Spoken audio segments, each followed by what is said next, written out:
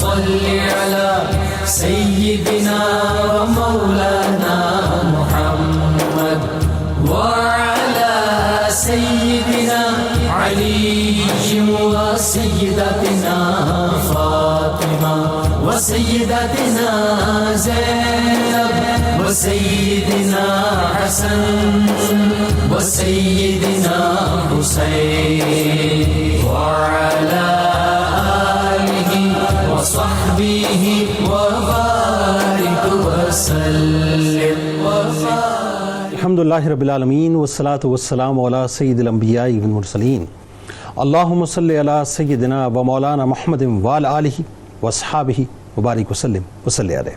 دنیا کے تمام دیکھنے والوں، تمام چاہنے والوں، تمام پیار کرنے والوں اور جہاں جہاں تک اس وقت میری آواز کو سنا اور مجھے دیکھا جا رہا ہے، جنید اقبال کی جانب سے انتہائی محبت کے ساتھ السلام علیکم۔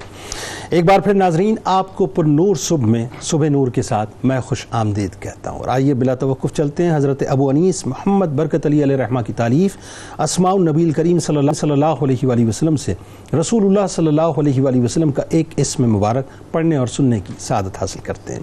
سیدنا کثیر الصدقہ صلی اللہ علیہ وآلہ وسلم، ہمارے سردار کثرت کے ساتھ صدقہ دینے والے، درود و سلام بھیجے اللہ آپ صلی اللہ علیہ وآلہ وسلم، آپ صلی اللہ علیہ وآلہ وسلم کی آل پاک اور صحابہ کرام رضوان اللہ تعالیٰ علیہم اجمعین پر۔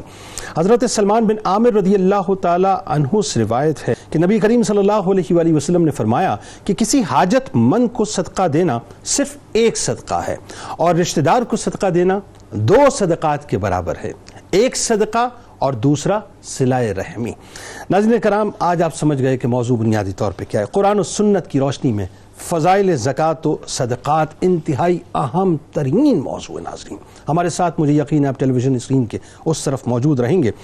بات یہ ناظرین کہ الحمدللہ صرف اسلام کے پاس ایک ایسا مضبوط معاشی نظام ہے جس کے بے شمار مقاصد میں ایک مقصد پیسے کو پاک کرنا، دوسرا مقصد اس کو مخصوص طبقے کی جاگیر نہ بننے دینا، تیسرا مقصد زکوٰۃ اور صدقات کے ذریعے سے ضرورت مندوں، محتاجوں اور غریبوں میں اس کی صحیح طور سے تقسیم کرنا، اور چوتھا مقصد اس کے ذریعے سے معاشرے میں توازن کو قائم کرنا۔ ناظرین کرام، اور جب اس نظام کی اس روح کو ہم سمجھنے کی کوشش کرتے ہیں تو ہمیں نظر آتا ہے کہ یہ روح کس طرح سے اپنائی گئی اور کیسے لاگو کی گئی، تو پھر ہمیں وہ دور یاد آتا ہے کہ جہاں چشم فلک نے یہ دیکھا کہ زکوٰۃ و صدقات دینے والے زمین پر موجود تھے مگر اس وقت لینے والا کوئی بھی نہیں تھا، یعنی اس انداز سے اس کی روح کو اس زمین پر لاگو کر دیا گیا تھا۔ اور یہ وجہ ناظرین قرآن پاک میں جا بجا صدقات، خیرات اور واقیموا الصلاۃ وآتوا الزکوٰۃ کی تکرار ہمیں نظر آتی ہے، اور ایسی نظر آتی ہے ناظرین کہ اللہ کی طرف سے اس کی باقاعدہ تلقین ہے۔ سورہ بقرہ کی آیت نمبر 110 میں اللہ فرماتا ہے، اور نماز ادا کرتے رہو اور زکوٰۃ دیتے رہو، اور جو بھلائی اپنے لیے آگے بھیج رکھو گے اس کو خدا کے ہاں پالو گے، کچھ شک نہیں کہ خدا تمہارے سب کاموں کو دیکھ رہا ہے۔ سورہ بقرہ کی آیت نمبر 261 میں اللہ تعالیٰ فرماتا ہے کہ جو لوگ اللہ کی راہ میں اپنا مال خرچ کرتے ہیں ان کی مثال اس دانے کی سی ہے۔ اب کیا کمال اور حسین مثال ہے میرے رب کی طرف سے، ناظرین سنیے۔ اللہ فرماتا ہے کہ جس نے 7 بالیاں اگیں اور پھر ہر بالی میں 100 دانے ہوں، یعنی 700 اجر پاتے ہوں، اور اللہ جس کے لیے چاہتا ہے اس سے بھی اضافہ فرما دیتا ہے، اور اللہ بڑی وسعت والا، خوب جاننے والا ہے۔ سورہ حدید کی آیت نمبر 18 سے آواز آتی ہے کہ بے شک صدقہ و خیرات دینے والے مرد اور صدقہ و خیرات دینے والی عورتیں، اور جنہوں نے اللہ کو قرض حسنہ کے طور پر قرض دیا، ان کے لیے صدقہ و قرضے کا اجر کئی گنا بڑھا دیا گیا ہے، اور ان کے لیے بڑی عزت والا ثواب ہے۔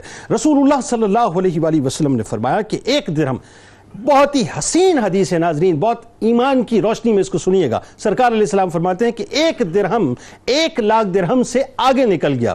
لوگوں نے عرض کیا کہ یا رسول اللہ صلی اللہ علیہ وآلہ وسلم یہ کیسے؟ تو آپ صلی اللہ علیہ وآلہ وسلم نے فرمایا کہ ایک شخص کے پاس 2 درہم تھے، اس نے ان دونوں میں سے ایک لیا اور ایک صدقہ کر دیا، اور دوسرا وہ آدمی ہے جس کے پاس بہت سارا مال تھا، اس نے اپنے مال یعنی خزانے میں سے، اس کے کنارے میں سے 1 لاکھ درہم نکالے اور انہیں صدقے صدقے میں دے دیا۔ نبی کریم صلی اللہ علیہ وآلہ وسلم ناظرین ایک اور جگہ فرماتے ہیں کہ جہنم کی آگ سے بچو خواہ کھجور کا ایک ٹکڑا ہی دے کر۔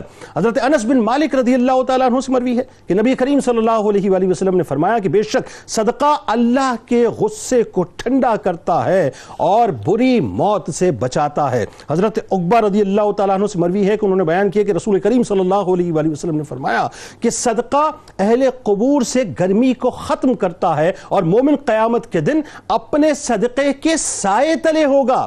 رسول اللہ صلی اللہ علیہ وآلہ وسلم نے فرمایا کہ جب تمہارے پاس صدقہ وصول کرنے والا آئے، بہت ہی حسین بات ہے ناظرین، فرماتے ہیں کہ جب تمہارے پاس صدقہ وصول کرنے والا آئے تو تمہارے یہاں سے اس حال میں لوٹے کہ وہ تم سے خوش ہو۔ سرکار مدینہ صلی اللہ علیہ وآلہ وسلم نے ایک شخص سے فرمایا اور اس نے جب عرض کیا کہ کون سا صدقہ افضل ہے تو آپ صلی اللہ علیہ وآلہ وسلم نے فرمایا وہ جسے تم صحت و حرص کی حالت میں کرو اور تمہیں زندگی کی امید ہو اور محتاجی کا خوف ہو، یہ نہیں کہ تم اسے مرنے کے وقت کے لیے اٹھا رکھو یہاں تک کہ جان حلق میں اٹکنے لگے اور کہو کہ فلاں کو اتنا دے دینا، فلاں کو اتنا، حالانکہ اس وقت وہ فلاں کا ہو چکا ہوگا۔ اللہم صلی علی سیدنا و مولانا محمد وعلی سیدنا علی و سیدتنا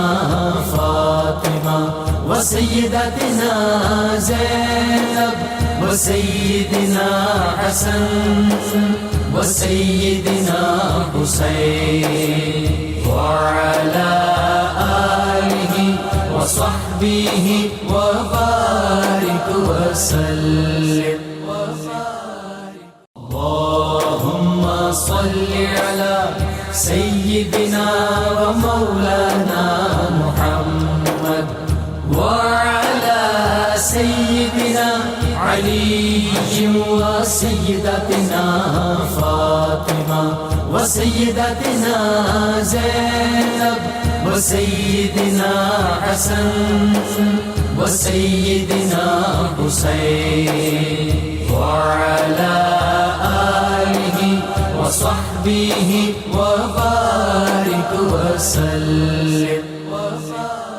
قرآن کی روشنی میں سب سے پہلے زکوٰۃ کی فرضیت اور اس کی فضیلت۔ بسم اللہ الرحمن الرحیم۔ زکوٰۃ کے معنی جو بیان فرمائے گئے وہ ہے افزائش اور طہارت کے، اس معنی میں کہ جب کوئی شخص اپنے مال کی زکوٰۃ نکال دیتا ہے تو اس کا مال جو بقیہ مال ہے وہ طہارت حاصل کر لیتا ہے معنوی طور پہ، یعنی باقی مال پاک ہو جاتا ہے، اس لیے عام طور پہ زکوٰۃ کو مال کا میل بھی کہا جاتا ہے۔ افزائش کا معنی اس اعتبار سے بیان فرمایا گیا کہ افزائش اس کو اس معنی میں کہا جاتا ہے کہ جو شخص زکوٰۃ ادا کرتا رہتا ہے اللہ تبارک و تعالیٰ اس کی زکوٰۃ میں اضافہ فرماتا ہے۔ زکوٰۃ میں اضافے کا مطلب کیا ہے کہ اگر اس سال اس نے 5,000 ادا کیا ہے تو اگلے سال وہ 10,000 ادا کرے گا، تو بظاہر تو لگ رہا ہے کہ اس کا مال جو ہے وہ کم ہو رہا ہے، لیکن زکوٰۃ بڑھنے کا مطلب یہ ہے کہ پیچھے سے مال میں اضافہ ہوتا چلا جا رہا ہے۔ سبحان اللہ۔ اور اس کی توجیہ علماء نے یہ لکھی ہے کہ کوئی شخص اگر اپنے گھر میں کوئی گندم رکھتا ہے، کوئی بیج وغیرہ رکھتا ہے تو ان کے ضائع ہونے کا خوف ہے، لیکن جو شخص زمین کے اندر اپنا بیج ڈال کے آ جاتا ہے بظاہر وہ زمین کے سپرد کر کے آ گیا، لیکن در حقیقت کچھ دنوں بعد اس کو بہت بڑا نفع ملنے والا ہے۔ سبحان اللہ۔ تو اس معنی میں زکوٰۃ کو کہا گیا کہ زکوٰۃ بظاہر یوں لگتا ہے کہ مال کم ہو رہا ہے، لیکن در حقیقت جو مال باقی ہے آپ کا، یعنی 2.5% نکل گیا، باقی مال جو بچ گیا آپ کا وہ سارے کا سارا مال پاکیزہ بھی ہو گیا اور اللہ تبارک و تعالیٰ اس میں اضافہ بھی فرما دیتا ہے۔ یعنی وہ ایک بات ہے نا، ایک جملہ عموماً لوگ کہتے ہیں کہ زکوٰۃ جو ہے مال پر ہے، تو بات یہ مال جس طرح سے بڑھتا رہے گا زکوٰۃ اسی انداز سے بڑھتی رہے گی۔ جی زکوٰۃ مال پر بھی افراد پہ بھی ہے، اس لیے صدقہ فطر ادا کیا جاتا ہے، اور اسی طریقے سے مال کی زکوٰۃ جو ہے وہ رقم پہ بھی، اور پھر عشر وغیرہ کے احکام دیگر۔ قرآن کی روشنی میں بتائیے زکوٰۃ۔ قرآن پاک میں اللہ تبارک و تعالیٰ نے 32 مقامات پر نماز کے ساتھ زکوٰۃ کو ذکر فرمایا، جن میں ایک تو حکم ہے واضح طور پہ اقیموا الصلاۃ و آتوا الزکاۃ، اقیموا صیغہ امر ہے یعنی نماز ادا کرو اور زکوٰۃ ادا کرو، تو یعنی دونوں چیزیں بیان فرما دی گئی کہ جس طریقے سے نماز کی اہمیت دین میں بیان فرمائی گئی ہے اسی طریقے سے انفاق فی سبیل اللہ یعنی زکوٰۃ کی اہمیت کو بھی بیان فرمائی گئی ہے۔ اللہ اکبر۔ اور ساتھ ساتھ رکھا نماز، دونوں کو ساتھ ساتھ رکھا 32 مقامات پہ، دیگر مقامات کا کچھ آپ نے ذکر فرمایا، بقایا آیات بھی ہے۔ اور اہل ایمان کی نشانی متقین کی جو پہلے پارے کی یعنی سورہ بقرہ کی آیت نمبر 3 میں فرمائی گئی وَمِمَّا رَزَقْنَاهُمْ هم ينفقون کہ انفاق فی سبیل اللہ، اللہ کے نام میں خرچ کرنے والے متقین کی یہ نشانی ہے. اور خاص طور پہ جو شخص چاہتا ہے کہ اس کے ایمان میں، اس کے تقوی میں اضافہ ہو، اس کے لیے ضروری ہے کہ اللہ تبارک و تعالی نے سورۃ المؤمنین کی ابتدائی آیات میں جو اہل ایمان کی خوبیاں اور فضیلتیں بیان فرمائی ہیں، انہوں نے فرمایا قد افلح المؤمنون.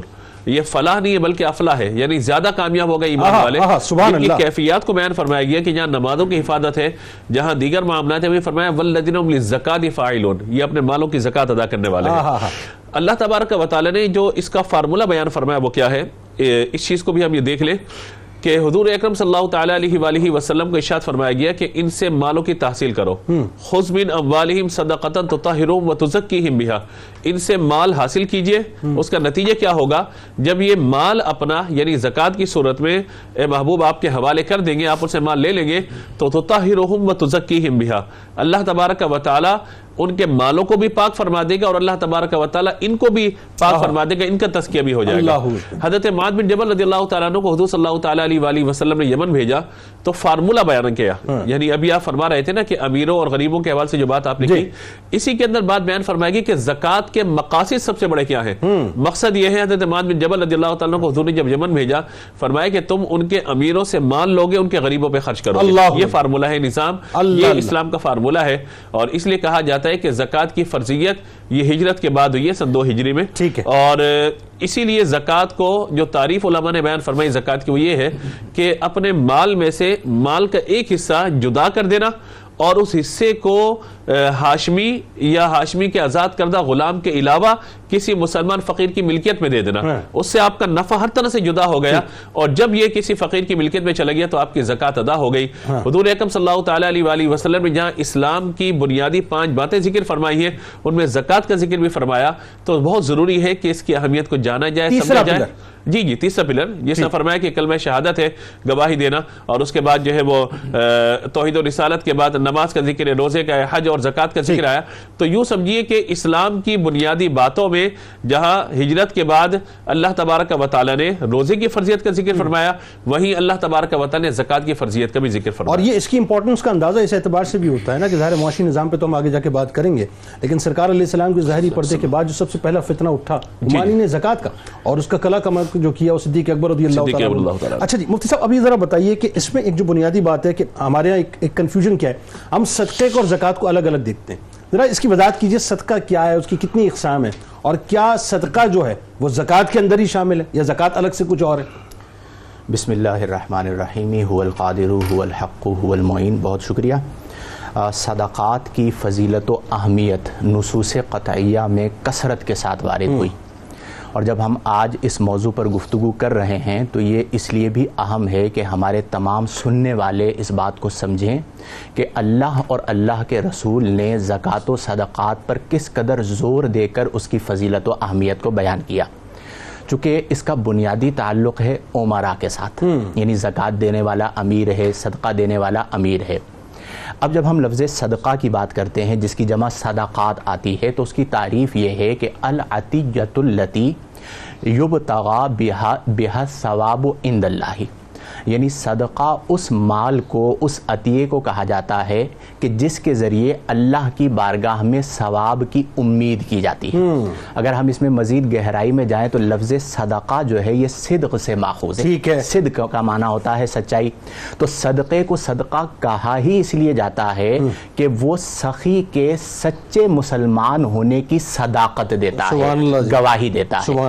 اس کا مطلب یہ ہوا کہ صدقہ وہ مال کہلائے گا جو اللہ کے لیے دیا جائے، اللہ کی رضا کے لیے دیا جائے. میں یہ بات کیوں عرض کر رہا ہوں کہ عمرائے یہود و نصارہ میں کچھ خرابیاں تھیں کہ وہ مال تو دیتے تھے لیکن اپنی مرضی سے دیتے تھے، اپنے نفس کو خوش کرنے کے لیے دیتے تھے، تو وہ اللہ کی راہ میں شمار نہیں ہوتا تھا.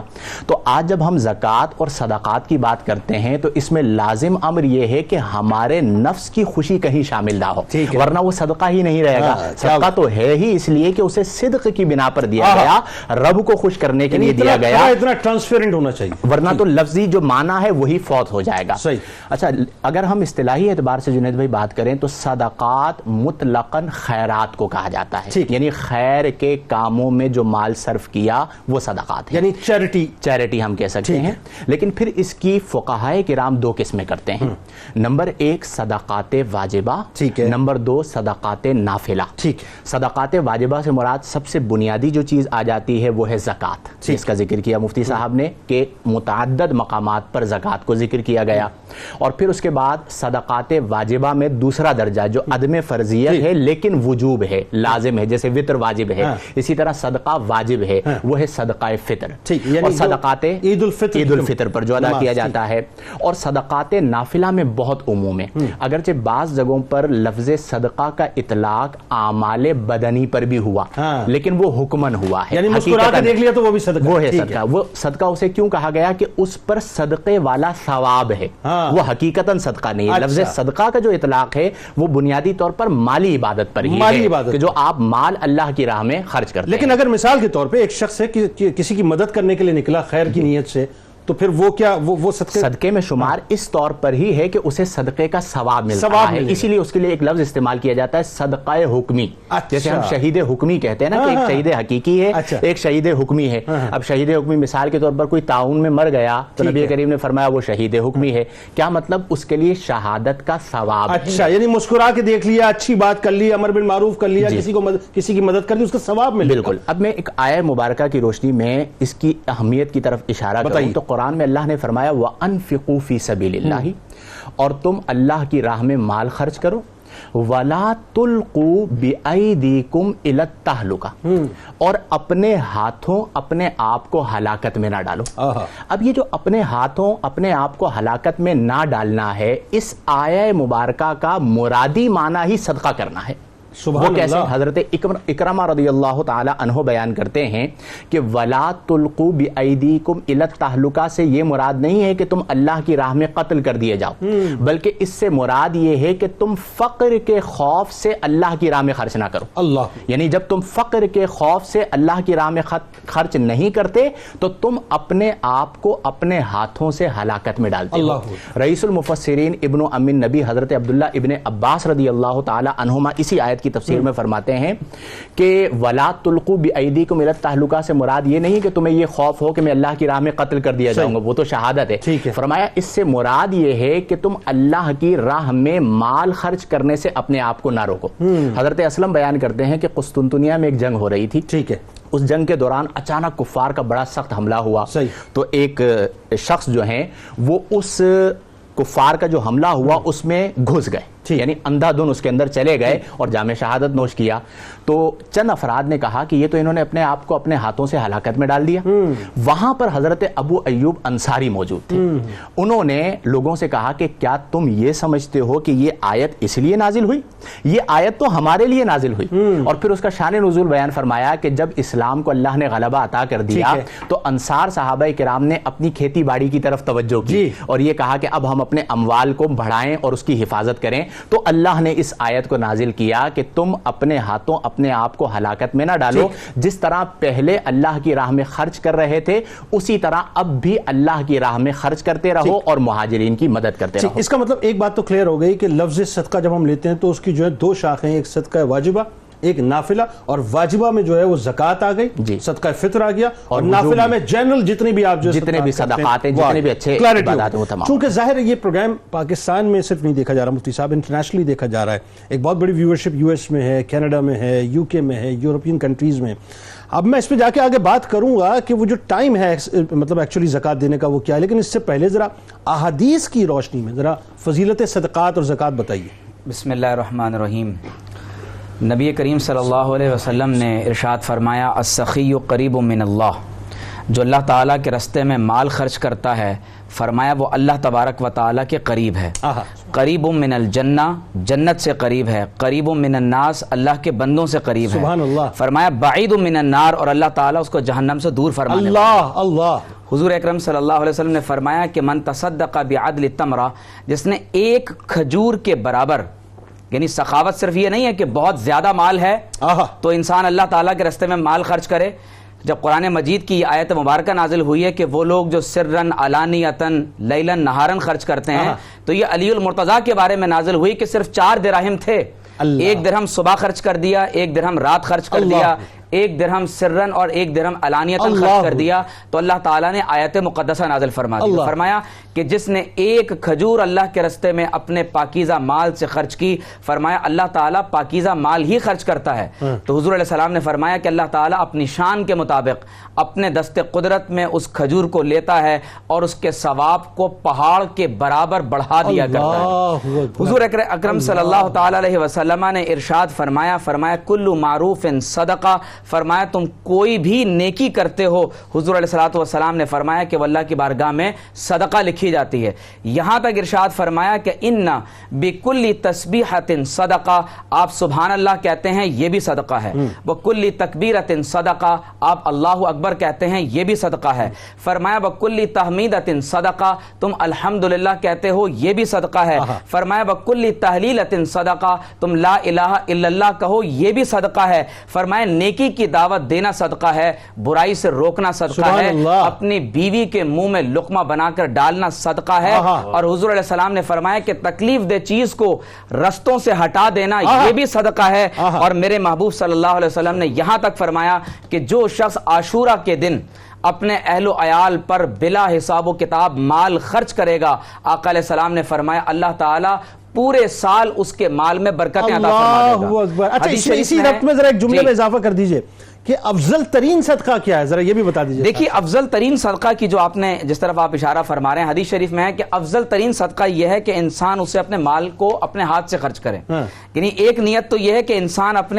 اپنی اولادوں کو مال دے دیتا ہے، اہل و عیال لے جا کر بھوکوں کو کھانا کھلانا، اور سب سے زیادہ الاقرب فالاقرب، اپنے قریب ترین لوگوں پر جو آپ مال خرچ کرتے ہیں وہ سب سے زیادہ افضل ہوتا ہے۔ حدیث شریف میں آتا ہے کہ حضرت سعد رضی اللہ تعالیٰ عنہ نے نبی کریم صلی اللہ علیہ وسلم سے پوچھا کہ یا رسول اللہ صلی اللہ علیہ وسلم ای الصدقہ افضل، یہ جو سوال ابھی آپ نے کیا سب سے بہترین صدقہ کیا ہے، تو محمد الرسول اللہ صلی اللہ علیہ وسلم نے فرمایا الماء، لوگوں کو پانی پلانا، لوگوں کو پانی کا صدقہ کرنا، کنواں کھدوا دینا، ٹیوب ویل لگوا دینا، کوئی پلانٹ لگوا دینا افضل ترین صدقہ ہے۔ تو حضرت سعد رضی اللہ تعالی عنہ کی والدہ کا انتقال ہو گیا تھا، تو آپ رضی اللہ تعالی عنہ نے اپنی والدہ کے لیے ایک کنواں کھدوایا اور اس پر لکھوا دیا کہ یہ کنواں حضرت سعد رضی اللہ تعالی عنہ کی والدہ کے لیے ہے۔ تو اس سے یہ بات ہمیں معلوم ہوئی کہ صدقہ کرنے کی فضیلت یہ ہے کہ صدقہ کرنے والا اللہ تعالیٰ کی بارگاہ کے قریب ہو جاتا ہے۔ حدیث شریف میں ہے کہ حضور علیہ السلام نے فرمایا کہ ان الصدقہ لتطفئ غضب الرب، اللہ تبارک و تعالیٰ کے غصے اور غضب کو جو چیز بجھا دیتی ہے، بندے کے لیے روک دیتی ہے، فرمایا کہ وہ اللہ کے راستے میں صدقہ کرنا ہے۔ اور حدیث شریف میں آتا ہے کہ صدقہ کرنا انسان کو ناگہانی اور برائی کی موت سے روکتی ہے۔ اور ام المومنین عائشہ صدیقہ رضی اللہ تعالی عنہا کی خدمت میں جب ایک مرتبہ ایک گوشت پیش کیا گیا تو آپ رضی اللہ تعالی عنہا نے سب کچھ اللہ کے راستے میں خرچ کر دیا اور صرف اس میں سے کچھ حصہ باقی بچا کر رکھا اور حضور کے بارگاہ میں پیش کیا۔ جب آقا علیہ السلام تشریف لائے تو عرض کی کہ یا رسول اللہ صلی اللہ علیہ وسلم جو تھا وہ ہم نے خرچ کر دیا، باقی یہ بچا ہے۔ تو آقا علیہ السلام نے فرمایا کہ نہیں، جو آپ نے بچایا یہ فنا ہے، جو اللہ کے راستے میں دے دیا وہ باقی رہنے والا ہے۔ اور امام راضی سے کسی نے کہا، ایک آخری بات، امام راضی سے کسی نے کہا کہ حضرت کوئی ایسا وظیفہ بتا دیں کہ اپنا مال اپنے ساتھ قبر میں لے کر چلا جاؤں، تو فرمایا جو مال اللہ کے راستے میں صدقہ کرو گے تمہارے ساتھ قبر میں چلا جائے گا۔ اللهم صل على سيدنا ومولانا محمد وعلى سيدنا علي وسيدتنا فاطمة وسيدتنا زينب وسيدنا حسن وسيدنا حسين وعلى آله وصحبه وبارك وسلم اللهم صل على سيدنا ومولانا محمد وعلى سيدنا علي وسيدتنا فاطمة وسيدتنا زينب وسيدنا حسن وسيدنا حسين وعلى آله وصحبه وبارك وسلم. بات کو وہیں سے کنٹینیو کرتے ہیں مفتی صاحب. اپنا ایک تو پہلے یہ سوال آیا کہ جو زکوٰۃ کا پیسہ ہے وہ مسجد یا مدرسے میں جو ہے وہ خرچ کر سکتے ہیں. دیکھیں جس طرح فرضیت زکوٰۃ کی شرائط ہیں اسی طرح ادائیگی زکوٰۃ کی بھی شرائط ہیں, جس میں بنیادی شرط یہ ہے کہ تملیک فقیرن, کہ جو آپ مال دے رہے ہیں وہ کسی فقیر شرعی کو اس کا مالک بنا دیں. تو جب آپ مسجد پہ لگاتے ہیں تو فقیر شرعی کو مالک بنانا نہیں پایا گیا. مدرسے کو ڈائریکٹ تعمیر کرتے ہیں تو فقیر شرعی کو مالک بنانا نہیں پایا گیا. دونوں صورتوں میں زکوٰۃ ادا نہیں ہوگی. زکوٰۃ کا جو مصرف شریعت نے رکھا ہے, میں اکثر اس بات پہ بہت زور دیتا ہوں کہ اپنی مرضی سے مصارف کو نہیں بدلنا چاہیے. انما الصدقات للفقراء, تو ادائیگی زکوٰۃ تبھی ہوگی جب فقیر شرعی کو مالک بنانا پایا جائے گا. اس پہ ہم بنیادی طور پہ ایک پورا پروگرام باقاعدہ کریں گے انشاءاللہ. لیکن ابھی جو ہم جس موضوع پہ بات کر رہے تھے اس میں ہم وہیں پہ آتے ہیں کہ ایک تو بنیادی طور پہ یہ بتائیے کہ ہمارے یہاں ایک بڑا جو سمجھ لیجیے کہ کنفیوزنگ جو ایک کنسیپٹ ہے کہ زکوٰۃ نارملی لوگ آ کر جو ہے وہ رمضان میں ادا کرتے ہیں, تو ایکچول جو زکوٰۃ ہے وہ کس وقت ادا کرنی چاہیے؟ دیکھیں زکوٰۃ کا جو نظام اسلام نے دیا ہے اس کی بنیاد چند چیزوں پر ہے. یعنی کن مالوں پر زکوٰۃ ہوگی اس بات کو بھی بیان کیا, کتنی زکوٰۃ ہوگی اس کو بھی بیان کیا, اور کب زکوٰۃ ہوگی اسے بھی بیان کیا. جو آپ کا سوال ہے کہ کب زکوٰۃ دینا لازم ہو جائے گی, اسے فقہاء کرام بیان کرتے ہیں حولان حول کے ساتھ. حولان حول کا عام فہم معنی یہ ہے کہ آپ کے پاس ایک اماؤنٹ آئی جو نصاب بنتی ہے. اب جس تاریخ کو آئی پورا سال جب گزر چکے گا تو اس مال پر زکوٰۃ ادا کرنا فرض ہو جائے گی. مثال کے طور پر کسی کے پاس 10 لاکھ روپے کی اماؤنٹ آئی یکم رجب کو. اب جب اگلے سال یکم رجب آئے گا تو اس پر زکوٰۃ فرض ہو چکی. اب اگر وہ 2 مہینے لیٹ کرتا ہے تو اس تاخیر پر وہ گناہگار ہوگا. اور یہ ہمارے یہاں اکثر لوگ غلطی کر رہے ہوتے ہیں کہ وہ رمضان میں زکوٰۃ دینے کے لیے کہ ہمیں ثواب زیادہ ملے گا, بعض اوقات فرضیت پہلے ہوتی ہے اور زکوٰۃ بعد میں ادا کی جا رہی ہوتی ہے. دوسری بات یہ ضرور رخصت موجود ہے کہ آپ پر زکوٰۃ ابھی فرض نہیں ہوئی. مثال کے طور پر شوال میں فرض ہونی تھی لیکن آپ نے زکوٰۃ پہلے نکال دی, تو اس کی رخصت موجود ہے کہ فرضیت سے پہلے آپ نے زکوٰۃ نکال دی. اب جب آپ کا سال پورا ہوا تو جتنی زکوٰۃ آپ نے پہلے نکال دی ہے اسے آپ منہا کر لیں گے. یعنی 7 لاکھ روپے آپ نے پہلے دے دیے تو آپ 7 لاکھ روپے کو منہا کر دیں گے, بقیہ 3 لاکھ روپے کی زکوٰۃ ادا کریں گے. یہاں پر یہ بات بھی پیش نظر رہے کہ دیکھیں نبی کریم علیہ افضل الصلاۃ والتسلیم کا جو عمل مبارک تھا وہ یہ تھا کہ آپ کو اگر پتہ چل جاتا کہ کسی نے غیر ضروری طور پر مال جمع کیا ہوا ہے تو آپ اس پر اظہار ناراضگی فرماتے تھے. اور آپ نے حضرت ابو ذر غفاری رضی اللہ عنہ کے حوالے سے میں پڑھ رہا تھا کہ آپ احد پہاڑ کے پاس سے گزرے تو نبی کریم صلی اللہ علیہ وسلم نے فرمایا کہ اگر یہ احد پہاڑ سونے کا بن کر مجھے مل جائے تو میں اس بات کو پسند نہیں کروں گا کہ 3 دن سے زیادہ یہ میرے پاس موجود رہے. یعنی 3 دن میں اس تمام کو میں اللہ کی راہ میں خرچ کر دوں گا سوائے اس دینار کے جو قرض کی ادائیگی کے لیے بچا کے رکھا جائے. پھر اس کے بعد آپ نے ایک بڑا خوبصورت جملہ فرمایا. آپ نے فرمایا کہ اکثر مالدار لوگ کم ثواب والے ہیں, اکثر مال والے کم ثواب والے ہیں مگر وہ.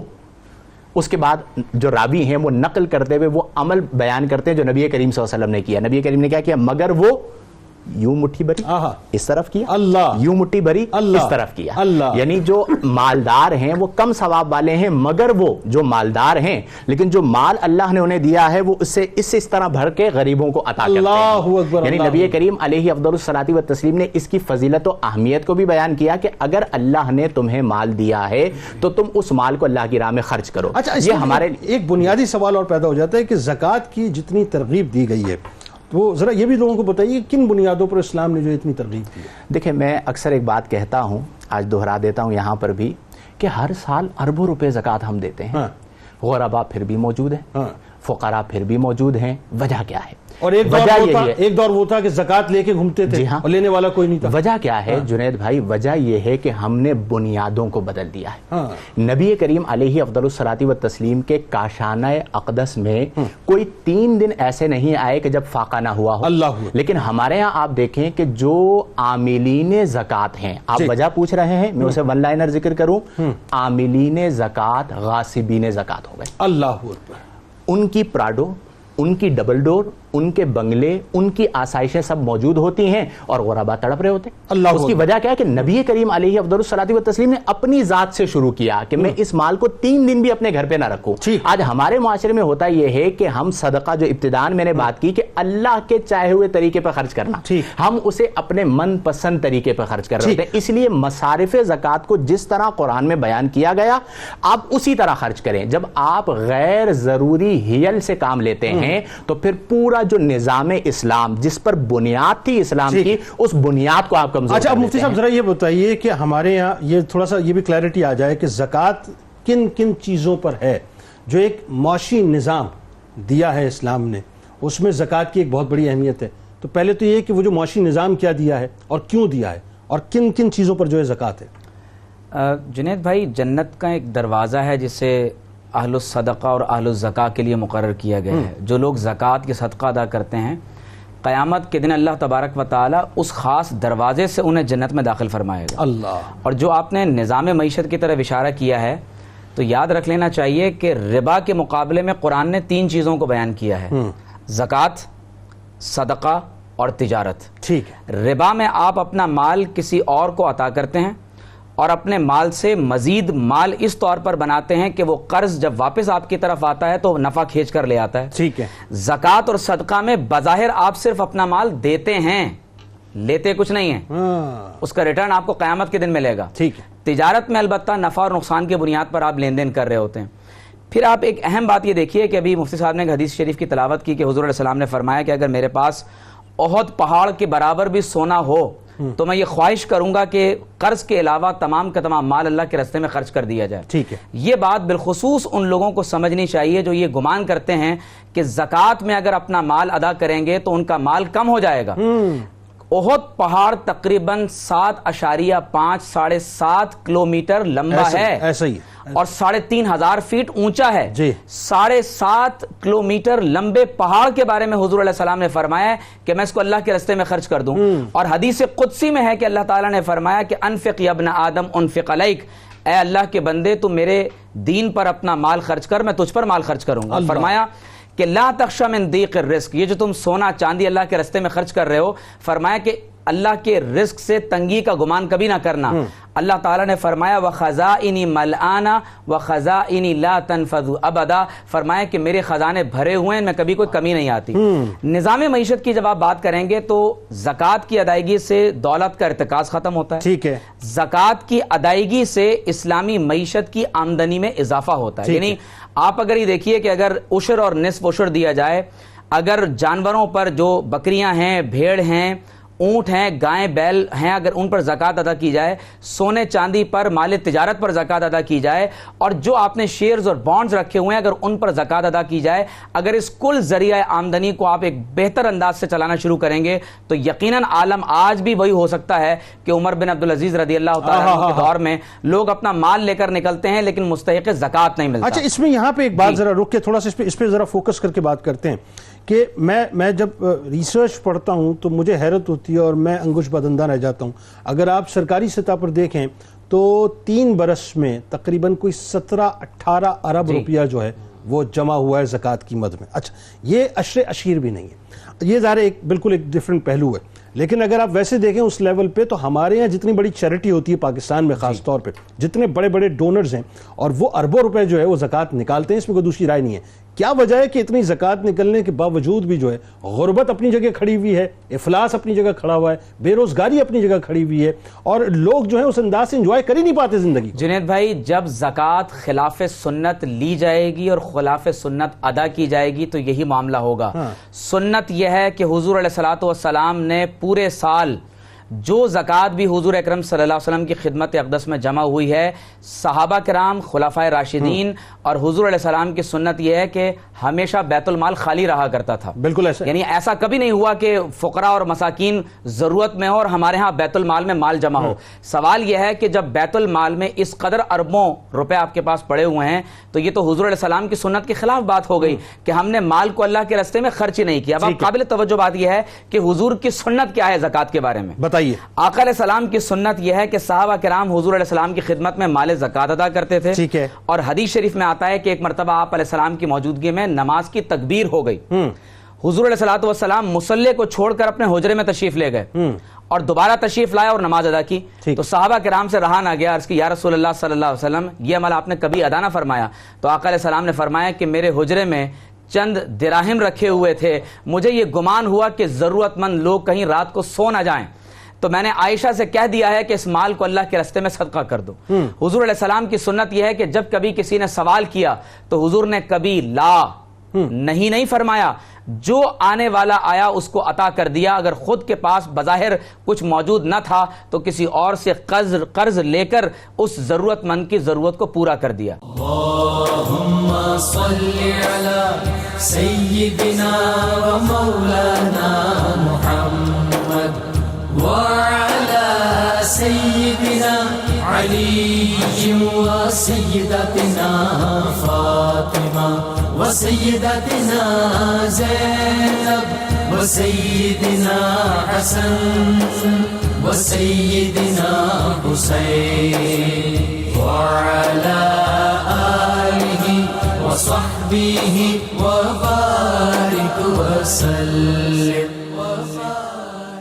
اللهم صل على سيدنا ومولانا محمد وعلى سيدنا علي وسيدتنا فاطمة وسيدتنا زينب وسيدنا حسن وسيدنا حسين وعلى آله وصحبه وبارك وسلم. اچھا اب یہ بتائیے زکوٰۃ کے فائدے، یعنی مثال کے طور پہ میں اگر ایک جنرل سوال کروں کہ آپ کیا سمجھتے ہیں کہ زکوٰۃ اگر بائی ٹائم دے دی جائے، پوری دے دی جائے، پراپر دے دی جائے تو اس کے فوائد معاشرے میں آپ کیا محسوس کرتے ہیں؟ بسم اللہ الرحمن الرحیم. دو باتیں مجھے یہاں پہ آپ کی خدمت میں پیش کرنی ہے. ایک تو یہ ہے کہ ہمارے یہاں جو زکوٰۃ نکالنے کا ایک وقت متعین کر دیا گیا ماہ رمضان، تو اس پہ ہر شخص کو غور کرنا چاہیے کہ اگر آپ اس زکوٰۃ کے ذریعے لوگوں کی کفالت کرنا چاہتے ہیں، ان کی خیر خواہی کرنا چاہتے ہیں، تو کیا ضروری ہے کہ آپ ماہ رمضان میں ہی زکوٰۃ کی ادائیگی کریں؟ کیا ماہ رمضان کے علاوہ زکوٰۃ کی ادائیگی آپ نہیں کر سکتے؟ جبکہ ہمیں شریعت مطہرہ نے یہ اجازت دی ہے کہ اگر کسی کی زکوٰۃ مثال کے طور پہ 1,20,000 روپے بنتی ہے تو وہ ہر مہینے یعنی سال گزشتہ یعنی اس کو ماہ رمضان میں زکوٰۃ ادا کرنی تو وہ اگلے سال کی زکوٰۃ کی ادائیگی پہلے بھی کر سکتا ہے. اچھا. اور ہم نے یہ انداز دیکھا یہاں پہ یہ کہ جب کوئی خدا نخواستہ زلزلہ آ جاتا ہے یا کوئی قوم کسی درد میں تکلیف میں مبتلا ہو جاتی ہے تو لوگ ماہ رمضان سے قبل سال گزشتہ جو کووڈ کے معاملات ہوئے لوگوں نے اس سے پہلے اپنی زکوٰۃ وغیرہ نکالی، جس سے لوگوں کو ماہ رمضان گزارنا، روزے رکھنا ان کے لیے آسان ہوا، سہولت والا معاملہ ہوا.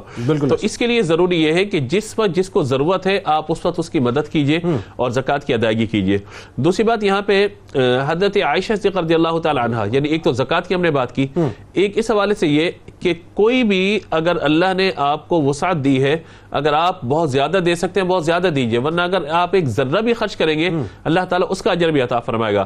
وَمَن يَعْمَلْ مِثْقَالَ ذَرَّةٍ خَيْرًا يَرَهُ وَمَن يَعْمَلْ مِثْقَالَ ذَرَّةٍ شَرًّا يَرَهُ. حضرت عائشہ صدیقہ رضی اللہ تعالی عنہا وقت افطار موجود ہیں، انگور آپ کے سامنے موجود ہیں، ایک سائل نے صدا لگائی تو آخری دانہ انگور کا بچا ہوا تھا. آپ نے اپنی خادمہ کو دیا وہ انگور کا دانہ اور کہا کہ یہ سائل کو دے دیجئے. تو اس نے دیا اور دینے کے بعد کہا کہ کیا اس پر بھی کوئی اجر ہے؟ فرمایا اللہ تعالی نے فرمایا کہ مثقال ذرۃ خیرا یرہ. تو جب ایک ذرے پر اللہ تبارک و تعالی اجر عطا فرماتا ہے تو اس انگور کے اگر ذرے تقسیم کیے جائیں تو بہت سارے اجزاء بن جائیں گے. تو اللہ تعالیٰ اس پہ اجر کیوں نہیں عطا فرمائے گا؟ اصل حسن نیت والا معاملہ ہے.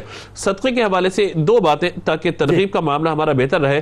فرمایا کہ صدقے میں 4 حروف ہیں. ٹھیک ہے. پہلا صاد ہے، اس سے مراد ہے الصد یعنی روکنا. مراد یہ ہے کہ اللہ تبارک و تعالی صدقے کی وجہ سے دنیا و آخرت کی ہر ناپسندیدہ چیز کو صدقہ دینے والے کی پہنچ تک روک دیتے ہیں، یعنی کوئی ناپسندیدہ چیز سر نہیں پہنچ سکتی. دوسرا دال ہے، فرمائے اس سے مراد الدلیل ہے، یعنی رہنمائی کرنا. صدقہ کرنے والے کی جنت کی طرف یہ صدقہ رہنمائی کرتا ہے. فرمایا قاف سے مراد القرب ہے، یعنی قریب ہونا، یعنی صدقہ کرنے والے کو اللہ تبارک و تعالی کے قریب کر دیتا ہے. اور ہاں سے مراد ہے الہدایہ، یعنی رہنمائی اور رہبری.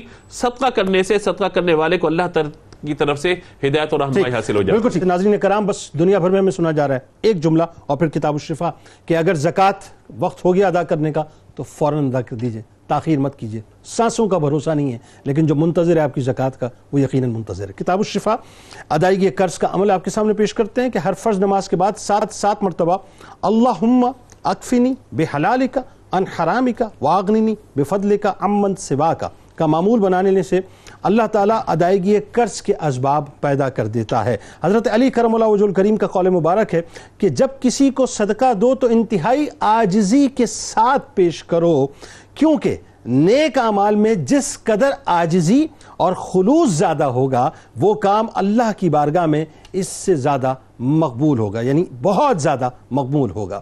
اللہم صلی علی سیدنا و مولانا محمد وعلی سیدنا علی و سیدتنا فاطمہ و سیدتنا زینب و سیدنا حسن و سیدنا حسین وعلى آله وصحبه وبارك وسلم.